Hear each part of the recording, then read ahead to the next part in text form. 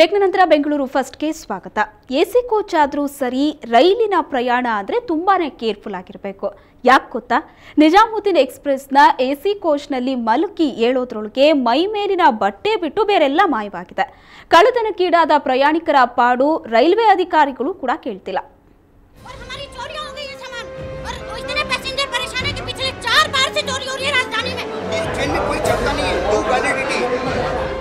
ನಿಜಾಮುದ್ದೀನ್ ಬೆಂಗಳೂರು ರಾಜಧಾನಿ ಎಕ್ಸ್‌ಪ್ರೆಸ್ ರೈಲಿನ 2 tier AC ಕೋಚ್ನಲ್ಲೇ ಕಳ್ಳತನವಾಗಿದೆ. ಎಸಿ ಕೋಚು ಸೇಫ್ಟಿ ಇರುತ್ತೆ ಅಂತ ನಿಶ್ಚಿಂತೆಯಿಂದ ಮಲಗಿದ್ದವರು ಬೆಳಗ್ಗೆ ಬೆಂಗಳೂರಿಗೆ ಬಂದು ನೋಡಿದಾಗ ಬಳಿಯಿದ್ದ ಮೊಬೈಲ್, ಬ್ಯಾಗ್, ಪರ್ಸ್, ಲ್ಯಾಪ್ಟಾಪ್ ಹೀಗೆ ಮೈಮೇಲಿನ ಬಟ್ಟೆ ಬಿಟ್ಟರೆ ಬೇರೆಲ್ಲ ಮಾಯವಾಗಿತ್ತು. ಜಾಸ್ತಿ ಅಂತ ತೆಗೆದು ಪರ್ಸ್ ಅಲ್ಲಿ ಹಾಕಿದ್ದೆ. ಮಲಗುವಾಗ ಪಕ್ಕಕ್ಕೆ ಇಟ್ಟು ಮಲ್ಕೊಂಡಿದ್ದೆ, ಅದು ಕವರ್ ಮಾಡಿ ಮಲಗಿದ್ದೆ. ಬೆಳಗ್ಗೆ ನನ್ನ ಸೆಲ್ ಇತ್ತು, ಬಟ್ ಪರ್ಸ್ ಎತ್ಕೊಂಡು ಹೋಗ್ಬಿಟ್ಟಿದ್ದಾರೆ.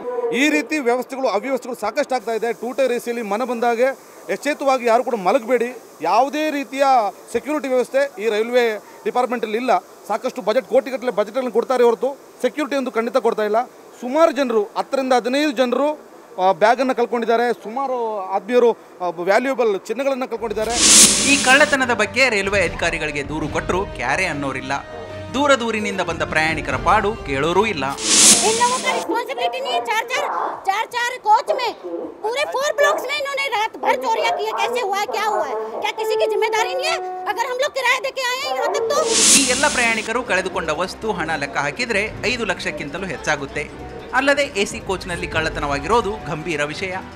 ರೈಲ್ವೆ ಇಲಾಖೆ ಕೂಡ ಇದನ್ನು ಗಂಭೀರವಾಗಿ ಪರಿಗಣಿಸಬೇಕಾಗಿದೆ. ಇಲಾಖೆಯ ಗೌರವ, ನಂಬಿಕೆ ಕಾಪಾಡಿಕೊಳ್ಳಬೇಕಿದೆ. ವೆಂಕಟರಮಣ್, ಸುವರ್ಣ ನ್ಯೂಸ್ 24/7 ಬೆಂಗಳೂರು. ನಾಳೆ ಕನ್ನಡ ಚಿತ್ರರಂಗದ ಹಿರಿಯಣ್ಣ ಡಾಕ್ಟರ್ ರಾಜ್ಕುಮಾರ್ ಅವರ 6ನೇ ವರ್ಷದ ಪುಣ್ಯತಿಥಿ. ಆದರೆ ಕನ್ನಡ ಕುಲಕೋಟಿಯ ಆರಾಧ್ಯ ದೈವ ಡಾಕ್ಟರ್ ರಾಜ್ ಸ್ಮಾರಕವನ್ನು ಸರ್ಕಾರ ಇನ್ನೂ ಪೂರ್ಣಗೊಳಿಸಿಲ್ಲ. ಆದರೂ ಕಂಠೀರವ ಸ್ಟುಡಿಯೋದಲ್ಲಿರೋ ರಾಜಣ್ಣ ಸಮಾಧಿ ಸ್ಥಳದಲ್ಲಿ ಒಂದಷ್ಟು ಕೆಲಸಗಳು ಆಮೆಗತಿಯಲ್ಲಿ ನಡೀತಾ ಇವೆ.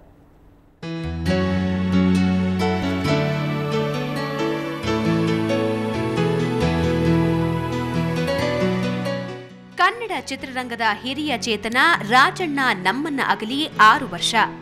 ಅಣ್ಣ ಅವರು ಮಣ್ಣು ಸೇರಿದ ಬೆಂಗಳೂರಿನ ಕಂಠೀರವ ಸ್ಟುಡಿಯೋದಲ್ಲಿ ಅವರ ಸಮಾಧಿ ಸ್ಥಳ ಈಗ ಹೊಸ ರೂಪ ಪಡ್ಕೊಳ್ತಿದೆ.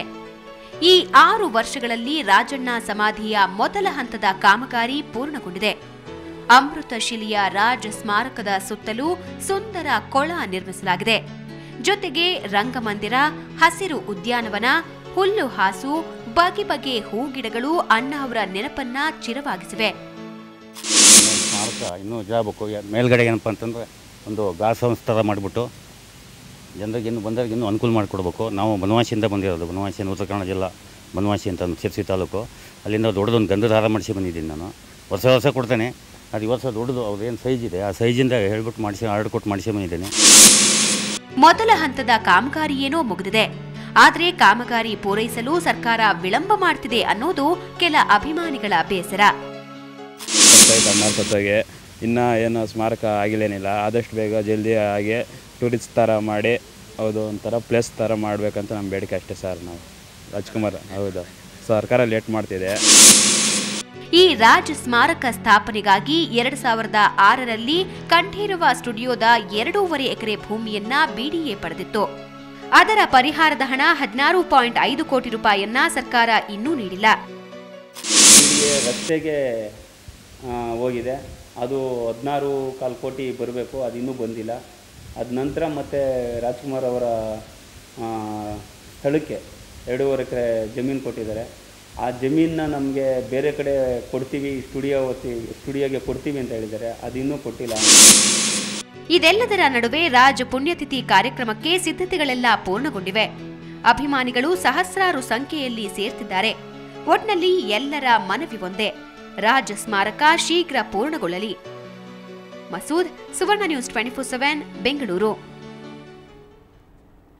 ಕರ್ನಾಟಕದಲ್ಲಿನ ಚಿನ್ನದ ದರ ಇವತ್ತು ಎಷ್ಟಿತ್ತು ಅಂತ ಬನ್ನಿ ನೋಡೋಣ. 22 ಕ್ಯಾರೆಟ್ನ 10 ಗ್ರಾಂ ಚಿನ್ನಕ್ಕೆ 26,780 ರೂಪಾಯಿ. ನಿನ್ನೆ ದರಕ್ಕೆ ಹೋಲಿಸಿದರೆ 22 ಕ್ಯಾರೆಟ್ ಚಿನ್ನದ ಬೆಲೆಯಲ್ಲಿ ಇವತ್ತು 260 ರೂಪಾಯಿ ಏರಿಕೆ ಆಗಿದೆ. ಇನ್ನು 24 ಕ್ಯಾರೆಟ್ನ 10 ಗ್ರಾಂ ಚಿನ್ನಕ್ಕೆ 29,600 ರೂಪಾಯಿ. ನಿನ್ನೆ ದರಕ್ಕೆ ಹೋಲಿಸಿದರೆ 24 ಕ್ಯಾರೆಟ್ ಚಿನ್ನದ ಬೆಲೆಯಲ್ಲಿ ಇವತ್ತು 300 ರೂಪಾಯಿ ಏರಿಕೆ ಆಗಿದೆ.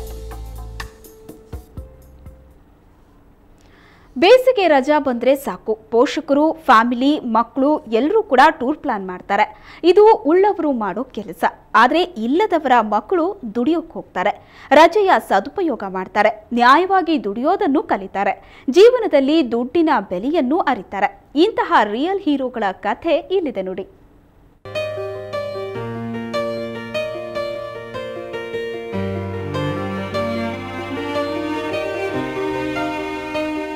ಇವನ ಹೆಸರು ರಿಯಾಜ್.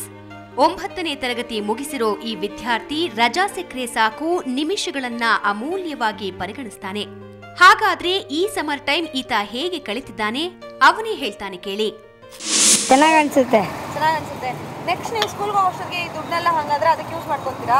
ಇಲ್ಲ, ಸ್ಕೂಲ್ಗೆ ಹೋಗುವಾಗ ಯೂಸ್ ಮಾಡ್ಕೊತೀರಾ. ಏನು ಓದ್ತಿರೋದು ನೀವು? ಕನ್ನಡ. ಎಲ್ಲಿ ಓದ್ತಿದ್ದೀರಾ? ಶ್ಯಾಮನಗರನ್. ಶ್ರಮಿಸ್ತಾ ಇರೋ ಪುಟ್ಟ ಕೈಗಳು, ಬಿಸಿಲ ಬೇಗೆಯಲ್ಲಿ ದುಡಿಮೆಯ ಬೆಲೆ ಅರಿತ ಯುವಕರು, ಹೋಟೆಲ್, ಜವಳಿ ಮಳಿಗೆ, ಬೀದಿ ವ್ಯಾಪಾರಗಳಲ್ಲಿ ಜೀವನವನ್ನ ಆರ್ಥಿಕವಾಗಿ ಗಟ್ಟಿಗೊಳಿಸೋ ಹಾದಿ ಅರಿತ ಅಬ್ದುಲ್ ಮಾರ್ಕೆಟ್ನಲ್ಲಿ ಕೆಲಸ ಮಾಡ್ತಿದ್ದಾರೆ. ನಾನು SLC ಓದಿದ್ದೀನಿ, ಅದಕ್ಕೆ ಇನ್ನು ಕೆಲಸ ಮಾಡ್ತಾ ಇದ್ದೀನಿ. ಇನ್ನು ಕೆಲಸ ಮಾಡಿ ದುಡ್ಡು ಸಂಪಾದನೆ ಮಾಡಿ ಇನ್ನು ಮುಂದೆ ಓದಬೇಕಂತ ಇದ್ದೀನಿ. ಇದು ನಾನು ಇನ್ನು ಮುಂದೆ ಹೋಗ್ಬೇಕಂತ ಇದ್ದೀನಿ. ಇನ್ನು ಅದಕ್ಕೆ ಮಾಡ್ತಾ ಇದ್ದೀನಿ. ಈಗಿನ ಕಾಸ್ಟ್ಲಿ ಜಮಾನಾದಲ್ಲಿ ನಯಾ ಪೈಸೆ ಕೂಡ ಯಾರು ಸುಮ್ನೆ ಕೊಡಲ್ಲ. ಅಂಥದ್ರಲ್ಲಿ ಪುಕ್ಸಟ್ಟೆ ಕೂತ್ರೆ ಬದುಕಕ್ಕಾಗತ್ತಾ? ನೆವರ್. ಸೊ ಈ ವಿದ್ಯಾರ್ಥಿಗಳು ರಜೆ ದಿನಗಳಲ್ಲಿ ಏನೋ ಒಂದು ಕೆಲಸ ಮಾಡ್ತಿರೋದು ಹೆತ್ತವರಿಗೂ ಖುಷಿ ತಂದಿದೆ. ರಜೆ ಇದೆ ಅಂತ ದಾರಿ ತಪ್ಪದೆ ನ್ಯಾಯಯುತವಾಗಿ ಬದುಕೋದನ್ನ ಕಲಿತಿದ್ದಾರಲ್ಲ ಅನ್ನೋ ಸಮಾಧಾನವಿದೆ. ಇವರು ಬಡವರು ಮಕ್ಕಳು ಏನು ಮಾಡ್ತಾರೆ ಅಂತ ಈ ಸಮ್ಮರ್ ಟೈಮ್ನಲ್ಲಿ ರಜಾ ಸಿಗ್ತದೆ ಇಲ್ಲ, ಅದನ್ನಲ್ಲಿ ಕೆಲಸ ಮಾಡಿ ಏನೋ ದುಡ್ದು ಮುಂದೆ ಓದೋಕ್ಕೆ ಸ್ಟಡಿ ಮಾಡ್ಕೊತಾರೆ, ಬುಕ್ ಅದು ಇದು ಅಂತ. ಅವ್ರ ಅಪ್ಪ ಅಮ್ಮ ಏನು ದುಡ್ಡು ಅವ್ರು ಇರಲ್ಲ, ಅವ್ರಿಗೆ ಕಷ್ಟ ಬಿದ್ದು ದುಡ್ಡು ಸಂಪಾದನೆ ಮಾಡಿದಾಗ ಅವ್ರಿಗೆ ದುಡ್ಡು ಬೆಲೆ ಗೊತ್ತಾಗ್ತದೆ, ಏನು ನೀಚ್ ಕೆಲಸ ಮಾಡಲ್ಲ. ರಿಯಲ್ ಹೀರೋಸ್ ಅಂದ್ರೆ ಇದೇ ಮಕ್ಕಳು. ಎಳೆ ವಯಸ್ಸಿನಲ್ಲೇ ದುಡಿಮೆಯ ಬೆಲೆ ಇವರಿಗೆ ಗೊತ್ತಾಗ್ತಿದೆ. ಜೊತೆಗೆ ಕೆಲಸ ಮಾಡೋದ್ರ ಮೂಲಕ ಎಲ್ಲಿಗೆ ಹೋದ್ರೂ ಬದುಕ್ತೇವೆ ಅನ್ನೋ ಆತ್ಮವಿಶ್ವಾಸ ಈ ಮಕ್ಕಳಲ್ಲಿ ಬೆಳೀತಿದೆ. ಶ್ರಮದ ಮೌಲ್ಯ ಅರಿತ ಈ ಮಕ್ಕಳು ಜೀವನದಲ್ಲಿ ಯಾವತ್ತೂ ಸೋಲಲ್ಲ. ನಂದಿನಿ ಜೆ, ಸುವರ್ಣ ನ್ಯೂಸ್ 24/7, ಬೆಂಗಳೂರು. ಐಷಾರಾಮಿ ಕಾರು ಅಂದಾಕ್ಷಣ ನೆನಪಾಗೋದು ಬೆನ್ಸ್ ಕಾರು. ಈ ಬೆನ್ಸ್ ಕಾರ್ಗಳ ರಾಜ್ಯದ ಅತಿ ದೊಡ್ಡ ಶೋರೂಮ್ ಮೈಸೂರು ರಸ್ತೆಯಲ್ಲಿ ಆರಂಭ ಆಗಿದೆ. 65,000 ಚದರ ವಿಸ್ತೀರ್ಣದಲ್ಲಿ ವ್ಯಾಪಿಸಿರೋ ಈ ಶೋರೂಮ್ನಲ್ಲಿ ಎಲ್ಲ ಮಾದರಿಯ ಮರ್ಸಿಡೀಸ್ ಬೆನ್ಸ್ ಕಾರ್ಗಳು ಸಿಗಲಿವೆ. ಬೆನ್ಸ್, ಮರ್ಸಿಡೀಸ್, ಮಸ್ ಇದೆಲ್ಲ ಕರೆಸಿಕೊಳ್ಳೋ ಈ ಕಾರ್ಗಳ ಬೆಲೆ 32 ಲಕ್ಷ ರೂಪಾಯಿಯಿಂದ ಆರಂಭವಾಗಿ 5 ಕೋಟಿ ರೂಪಾಯಿವರೆಗೆ ಲಭ್ಯವಿದೆ.